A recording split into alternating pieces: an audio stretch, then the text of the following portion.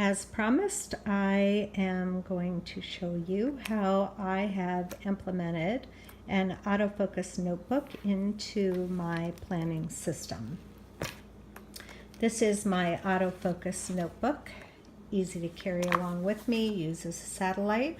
I ordered the Franklin Covey Planner Love Notebooks and I'm really liking it. The only challenge that I found with this particular notebook is it is identical on both sides, so it was hard to tell what's the top, what's the bottom, what's the front, what's the back.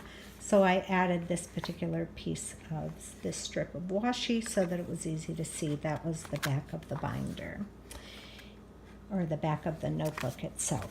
So when I open it, my work-related tasks are from the front, moving toward the back.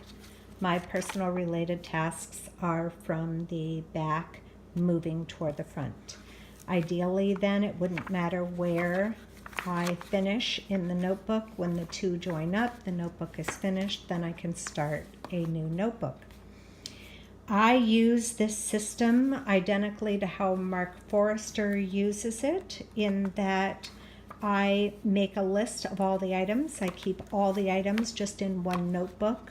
I do have it work-related and personal separate, but otherwise everything goes right in here, which is ideal.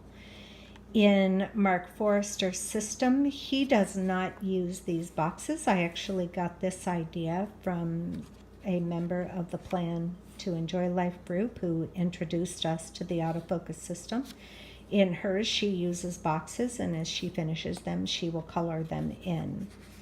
In Mark Forrester's system, what he will do is when he just adds the items, just as I have done, but he will put a dot when he starts something.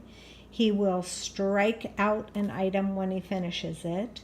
And when he is still thinking about an item, he doesn't want to get rid of it, but he doesn't want to do anything with it for the time being, in the near future, maybe much later, maybe not at all. He calls it something that he thinks he ought to do versus something that he wants to do. Then he will highlight that particular item. The way I process the items on my list is, when I start an item, I will highlight the box. When I have completed an item, I will highlight the entire item. That means it's done. I actually learned that little tip that I love from Kelly, another member of Plan to Enjoy Life, because I used to strike out tasks on my master task list and it just was too visually cluttering. It wasn't calming or soothing. And I love this idea of Kelly's because it just is so calming to me to just see things highlighted. So if it has not been highlighted, that means no action has been taken on it. If I have highlighted it, it's done. I don't need to think about it anymore. In the way that I'm coding this, if I have an item that I have highlighted the start box and I put an arrow in it, that means that I have taken that particular item, I want to get it done that week, and I have migrated it into my system, my daily system. And so I will add it to my task list for the week. When I get it done, then I will highlight the entire item, and that tells me it's done. I don't need to do anything with it. This tells, if I only highlight the box, that tells me I started it. I'm working with it just in this notebook. If I put an arrow, that means I've highlighted it. I'm doing it this week. I've moved it into here.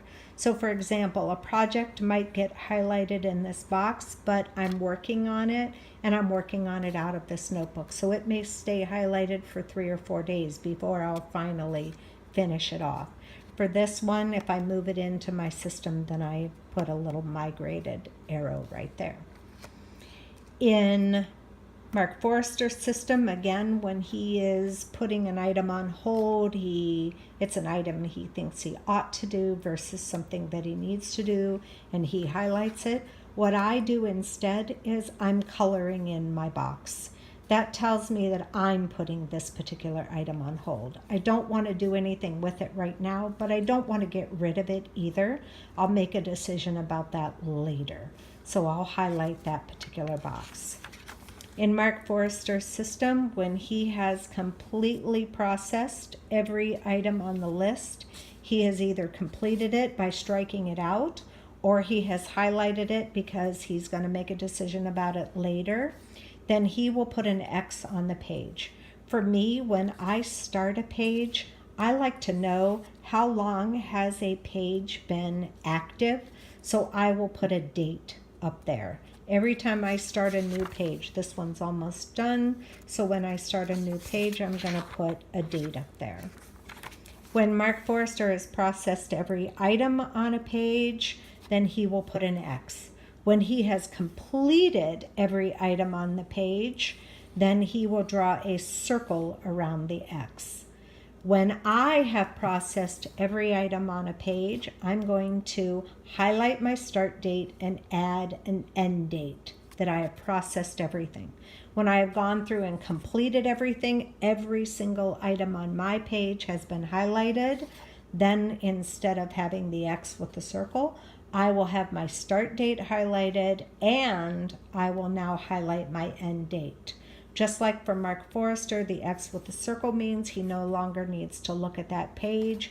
My highlighted start date and my highlighted end date tell me I no longer need to focus on that particular page. I learned to highlight the date when a page is done, like my page in my daily setup, from another member of Plan to Enjoy Life who would actually code her pages when they were done. She would put a star, or other members would put a sticker.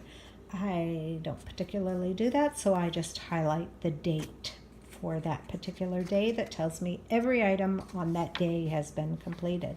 So all I did was incorporate my system into the autofocus system, my coding system, and how I do it, and I think it's going to work out great for me. So I hope that you were inspired. If you have already started an autofocus system, gosh, I'd love to see how you do yours. And that is mine.